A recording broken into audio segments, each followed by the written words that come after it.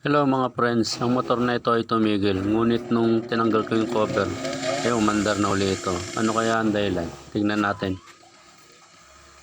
Ito pala ang dahilan, natuknap yung lining. So anong dapat natin gawin sa lining na to?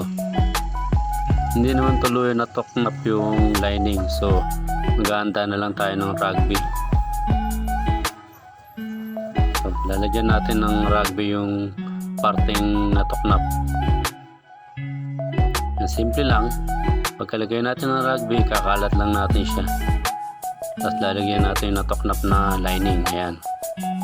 After natin lagyan ng lining, lalagyan natin siya ng kalso, tapos patutuyuin natin siya ng 30 minutes.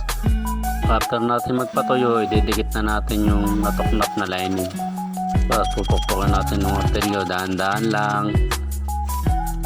Ibabalik na natin yung cover pagkatapos natin i-fix yung lining.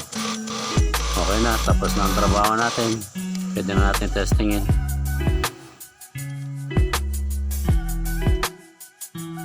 After natin matesting, ibabalik na natin yung belt at saka yung pitman rod.